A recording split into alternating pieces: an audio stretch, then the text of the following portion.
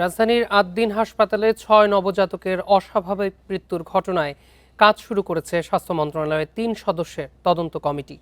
৭২ ঘন্টার মধ্যে কমিটিকে প্রতিবেদন দিতে বলা হয়েছে। এদিকে এখনও আশঙ্কাজনক অবস্থায় আরও ৫ নবজাতক।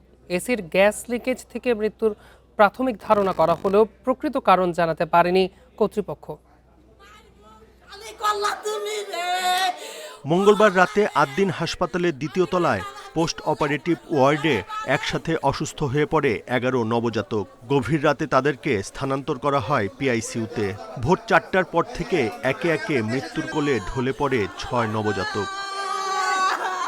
প্রিয় সন্তানের মৃত্যুর খবর পাওয়ার পরই হাসপাতালে শুরু হয় স্বজনদের আহাজারি। তারা জানান, হাসপাতালের ওই ওয়ার্ডে মা সহ ১১টি শিশু ভর্তি ছিল। মঙ্গলবার রাতে এসিতে ত্রুটি দেখা দিলেও কর্তৃপক্ষ যথাযথ ব্যবস্থা নেয়নি বলে অভিযোগ তাদের।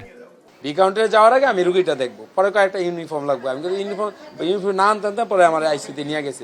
নিয়ে আমার অনেক ব্রিফ করলো যে আপনার বেবি দেখেন এই অবস্থা, আপনার বেবির পালস পাইনি, আপনার বেবিটা মারা গেছে। অবশ্যই ডাক্তার বা রুগী নার্সের গাফিলতি ছিল, কর্তৃপক্ষের গাফিলতি ছিল। বুধবার ভোর ৪টা থেকে সকাল ৬টার মধ্যে মারা যায় ৬ নবজাতক।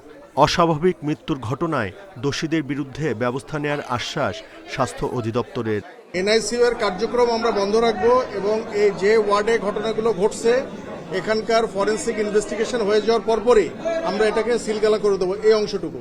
তারপরে বাকি তদন্ত সাপেক্ষে আমরা পরবর্তী সিদ্ধান্তগুলো নেব। আগামী ৭২ ঘন্টার মধ্যে 3 দিনের মধ্যে ওনারা রিপোর্টটি দিবেন এবং এই রিপোর্ট অনুযায়ী মন্ত্রণালয় এবং অধিদপ্তর যথাযথ ব্যবস্থা নেবে। এবং এই ব্যাপারে আমি আপনাদেরকে এইটুকু নিশ্চয়তা দিতে পারি, সেটি হচ্ছে যে এই সেক্টরে এই ৬ জন শিশুর মৃত্যুর বিষয়ে একদম সরকার জিরো টলারেন্স নীতি গ্রহণ করবে। হাসপাতাল কর্তৃপক্ষের দাবি, নবজাতকদের এনআইসিইউতে নিয়ে চিকিৎসার পর অবস্থা কিছুটা ভালো হলেও ভোরের দিকে ৬ জনের মৃত্যু হয়। অভিযোগ করতে পারে, কিন্তু এখানে কোনো ধরনের আমরা নিজেরাই তো জানি না, আমাদেরকে তো তদন্ত করে বের করতে হবে এটা কেন হলো। আমরা খুবই দুঃখিত এবং ব্যথিত। এসির গ্যাস লিকেজ থেকে নবজাতকদের মৃত্যু হয়েছে বলে প্রাথমিকভাবে ধারণা করা হচ্ছে। তবে প্রকৃত কারণ খতিয়ে দেখতে কাজ করছে পুলিশের ক্রাইম সিন এবং সিআইডি।